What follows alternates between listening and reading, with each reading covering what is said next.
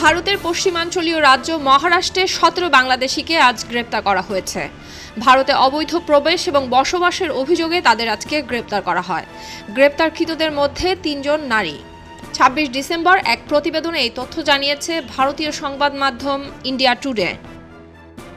প্রতিবেদনটিতে বলা হয়েছে, স্থানীয় পুলিশের সাথে সমন্বয় করে ভারতের অবৈধ প্রবেশ এবং বসবাসের জন্য ১৪ জন পুরুষ এবং ৩ জন নারী সহ ১৭ জন বাংলাদেশি নাগরিককে গ্রেফতার করেছে মহারাষ্ট্র অ্যান্টি টেররিজম স্কোয়াড।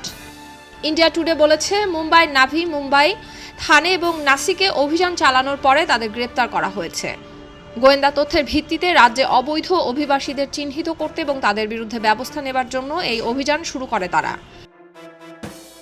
ভারতীয় সংবাদ সংস্থা পিটিআই এক কর্মকর্তার বরাত দিয়ে জানিয়েছে, এটিএস স্থানীয় পুলিশের সহায়তায় এই সপ্তাহে মুম্বাই নাভি মুম্বাই থানে এবং নাসিক শহরে অভিযান চালায়। এতে ১৪ জন পুলিশ এবং ৩ জন নারী সহ অন্তত ১৭ বাংলাদেশি নাগরিককে বিনা অনুমতিতে ভারতে প্রবেশের জন্য এবং বৈধ নথি ছাড়াই সেখানে থাকার জন্য গ্রেফতার করা হয়। তদন্তে জানা গিয়েছে, অভিযুক্ত এই লোকেরা ভারতে থাকার জন্য আধার কার্ড এবং প্যান কার্ডের মতো জাল নথি ব্যবহার করেছিল। গ্রেফতারকৃতদের বিরুদ্ধে ফরেনার্স অ্যাক্ট সহ অন্যান্য আইনের অধীনে কমপক্ষে ১০টি মামলা নথিভুক্ত করা হয়েছে। সুলতানা দিনা, খবরের কাগজ।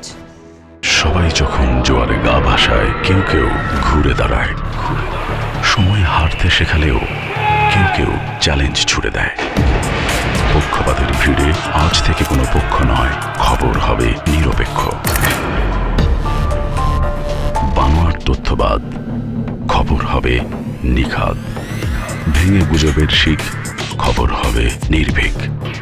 এলো খবরের কাগজ, নিখাদ, নির্ভীক, নিরপেক্ষ।